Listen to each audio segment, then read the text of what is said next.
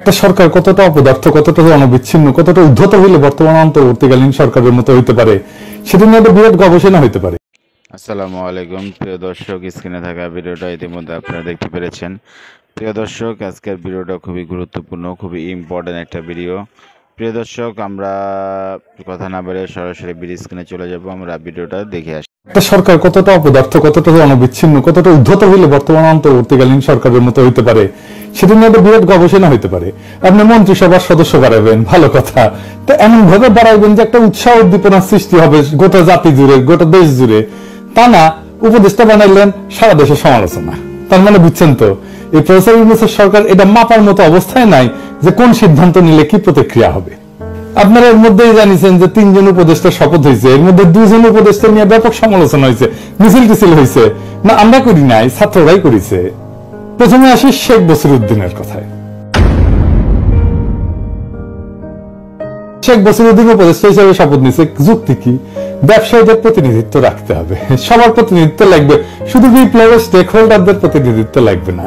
কয়জন ব্যবসায়ী পথে নেমেছিল, ব্যবসায়ীরা কিভাবে হাসিনারে সাপোর্ট দিয়ে গেছে দেখি নাই?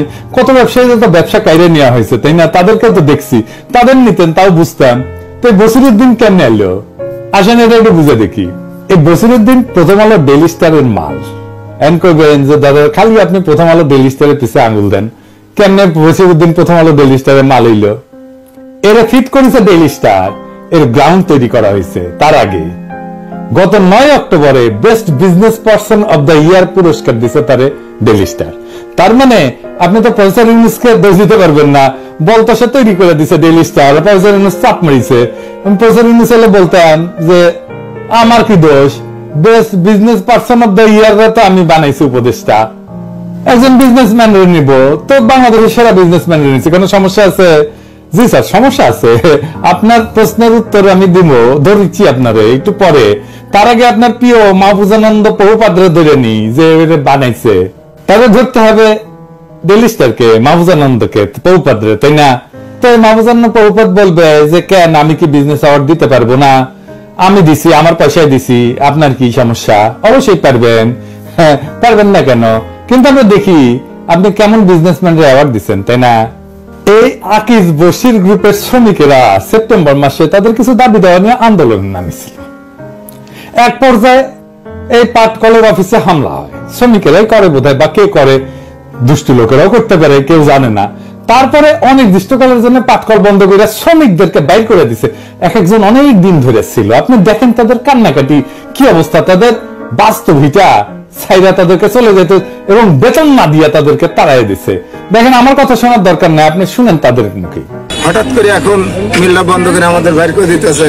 আমাদের যিনি 43 বছরে আমার একটা সংসার, এখানে এই মালগুলি আমি কিভাবে নিয়ে যাব? এই তো হঠাৎ করে আমার পক্ষে সম্ভব হইতেছে, এই সময়টুকু তো আমি পাইতেছি না।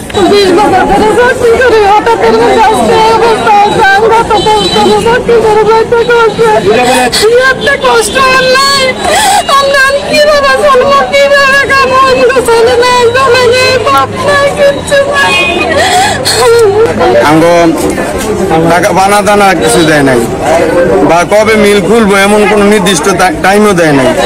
দেখেছেন এই মালরে Mahfuzananda Prabhupad businessman of the year পুরস্কার দিছে। এবার আসেন প্রফেসর ইউনূসের কিছু কই। স্যার আপনি এরে নিছেন, ভালো কথা, এরে পাট মন্ত্রণালয়ের দায়িত্ব দিচ্ছেন কেন?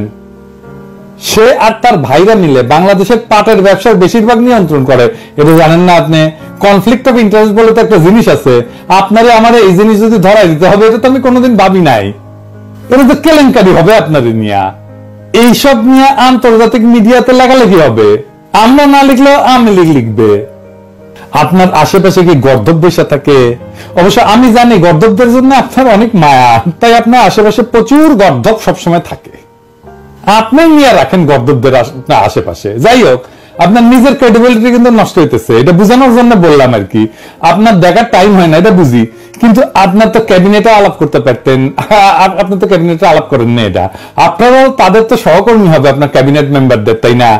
তো ভুলের সুযোগ কমে, সবাই শুনতো, কেউ না কেউ এই পয়েন্টটা ধরাই দিত।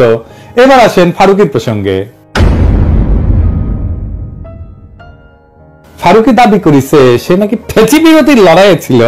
হ্যাঁ শুনেন, ফ্যাসিস্টের বিরুদ্ধে তো ঝুঁকি নিয়ে আমরা 2018-তেও চেষ্টা করেছিলাম, বোঝার চেষ্টা করেছি সিপাহী জনতা আসলে, এটা তো বলা যায় না ভাই, আমি তো ফ্র্যাঙ্ক মানুষ, আমরা বোঝার চেষ্টা করেছিলাম যে সরকার পতন হবে কিনা, আন্দোলন করছিলাম, কিন্তু পোস্টগুলো সবাই দেখবেন খেয়াল করে, হ্যাঁ আমি না, সবাই করছে বাংলাদেশের মানুষ।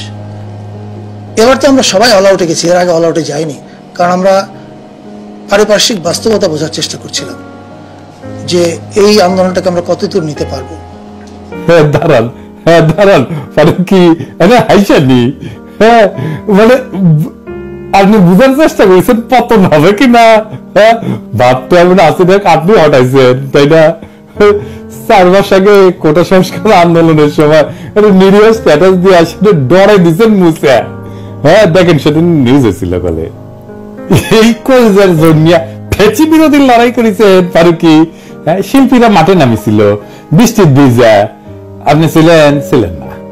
দেখেন কারা কারা ছিল, মামুনুর রশিদ, মোশাররফ করিম, আজমিরি হক বাঁধন, সাবিলা নূর, আশফাক নিপুন, নুরুল আলম আতিক, অমিতাভ রেজা, পিপলুয়ার খান, শিবু কুমার শীল, রেদওয়ান রনি, জাকিয়া বাড়ি মমো, সিয়াম আহমেদ, সোহেল মন্ডল সহ আরো অনেক তারকা। আপনি কুটি, আপনার তো নাই এটি, আপনি তো উঠে যাওয়া সাহস করবে পারেননি।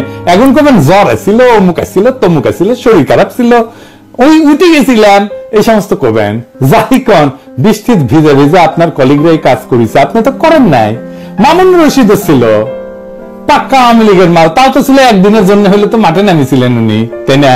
একদিন দিন খেয়েছেন কয়েকদিন আগে উনি, সেই 2013-15 সালের স্ট্যাটাস দেখতে করছেন। তবে এটা ছাপাই দিছে সে, দেখি এনে ছাপাই দিছে কি চিনি, তার লেখা থেকে দেখি লিখিচ্ছে, ফ্যাসিবাদের কালে যেহেতু দেশেই থাকতে হইছে, ফলে আমাদের বেঁচে থাকা ছিল বড় কৌতুকময়। সৌভাগ্য হোক দুর্ভাগ্য হোক, রাডারের নিচে থাকার কারণে নানা কায়দা কানুন করে বেঁচে থাকতে হইতো। সরকারের সমালোচনা করে একটা পোস্ট দিলে 3টা পোস্ট দিতে হইতো প্রশংসা করে। আবার সমালোচনারও কিছু প্যাটার্ন আছে, প্রধানমন্ত্রীকে বাইরে রেখে অন্যদের সমালোচনা করতে হইতো। তারপর ধরেন আপনার সিনেমা আটকে যাবে, যেটা আটকানোই অন্যায়, সেই সিনেমা ছাড়ানোর জন্য তদবির করবেন এবং ছাড়ানোর পরে ধন্যবাদ দিবেন। নানাবিধ কৌতুকময় ছিল এই জীবন। ভালো অনেস্ট কনভারসেশন, এটা আমি পছন্দ করি। তো আপনি তো এই কাম করেছেন তাই না? তা এই কাম করেছেন, বিপ্লবী শাস্ত্র যান কেন? বিপ্লবীদের ইনকা করে লিখতে হয় না, বিপ্লবীদের মাথা দিয়ে পাহাড় সরাই দেয়।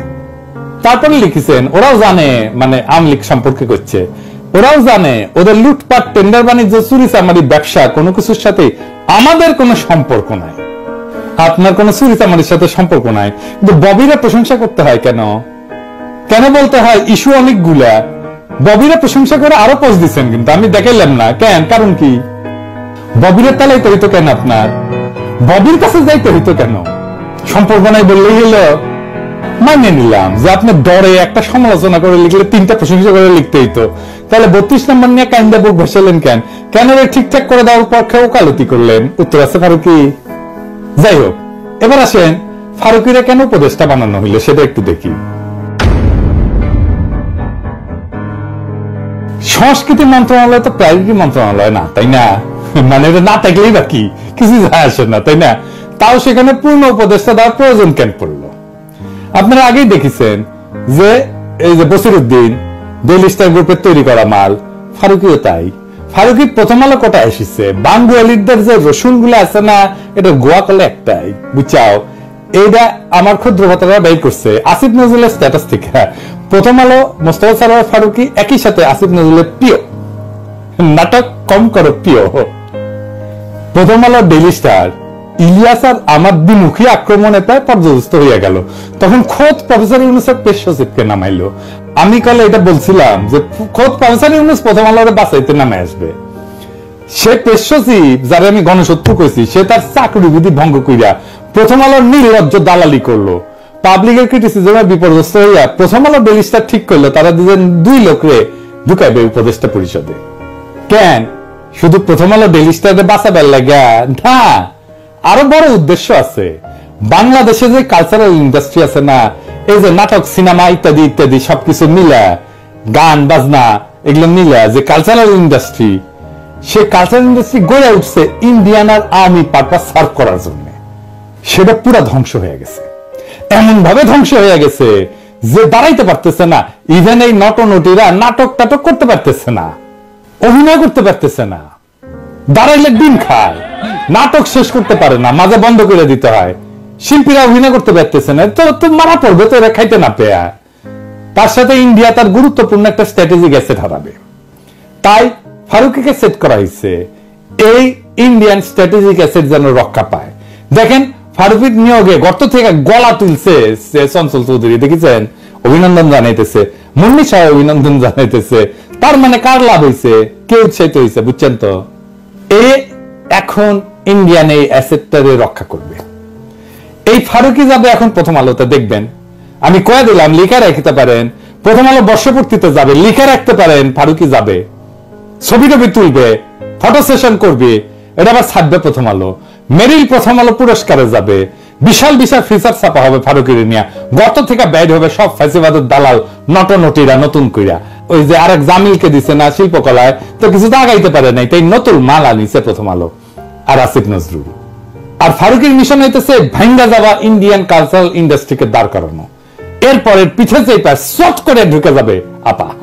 তখন এই বশিরউদ্দিন আর ফারুকী বলবে, আপা আমরা সেই গভীর অমানিসাতেও পিছে পিতার ছবি নিয়ে অফিস করেছি, এডিটর সাহেব এনে দেখেন না ক্যাঙ্কা কইরা পিছে সৌরভদের বডিগার্ডের ছবি নিয়ে অফিস করিচ্ছে, দুই বলে করুন সুর বেজে দেন না এডিটর সাহেব, আমরা বঙ্গভবনের ছবি খুলে ফেলার নাটক দেখবো, ভাববো আহা কত জনগণের কথা শোনা হচ্ছে।